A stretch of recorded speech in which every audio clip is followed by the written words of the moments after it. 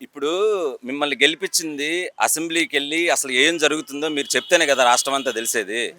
గెలిపించిన వాళ్ళని వదిలేసి మేము ఎక్కడో ఉండి దాక్కొని ఆడ చెప్తాం, ఈడు చెప్తాం, వాళ్ళని కొట్టారు, వీళ్ళని కొట్టారంటే మీరు మా పల్నాడు ఏరియాకి రండి. వీళ్ళ అధికారంలో ఎంతమందిని సావగొట్టారు. పల్నాడు ఏరియా ఆ, ఎక్కడ? ఎక్కడ మా ఊర్లో పెదగార్లపాడు గ్రామంలో చంపారు, మాచర్లలో చంపారు. మాచర్లో ఎక్కడ? ఆ ఊరి పేరేంటబ్బా, ఆయన చంద్రయ్య అన్న అతన్ని, అలా ఇంక చాలా ఉన్నాయిలేండి దాడులు చేయటం అవన్నీ చేయటం. వాళ్ళు ఎప్పుడు జరిగిందంటారు? ఆ టైంలోనే భయ్యా, ఎలక్షన్ ఆ, వైసీపీ టైంలో జరిగింది.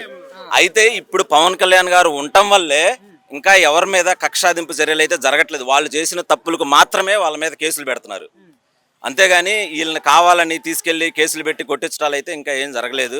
అలాంటి చర్యలు పవన్ కళ్యాణ్ గారు ఉన్నన్ని రోజులు జరగవు. ఏంటంటారండి ఫైనల్ గా జగన్మోహన్ రెడ్డి వ్యక్తిత్వానికి పవన్ కళ్యాణ్ గారి వ్యక్తిత్వానికి వ్యత్యాసం ఏంటంటారు? ఇప్పుడు మీరు అడిగారు కదా, ఆయన ఉప ముఖ్యమంత్రి స్థానంలో ఉన్న అతన్ని కార్పొరేటర్కి ఎక్కువ, ఎమ్మెల్యేకి ఎక్కువ అంటే అది అతని బలుపు, అహంకారం. అది అతని మాటల్లోనే తెలుస్తుంది. ఏనాడైనా అలాంటి మాటల్లో జగన్మోహన్ రెడ్డి ముఖ్యమంత్రిగా ఉన్న వాళ్ళు ఎప్పుడూ అలాంటి మాటలు మాట్లాడలేదు. మీకు తేడా అదే తెలుస్తుంది. అక్కడ ఎవడు ఎలాంటోడు ఏంటి అనేది తెలుస్తుంది మీకంట.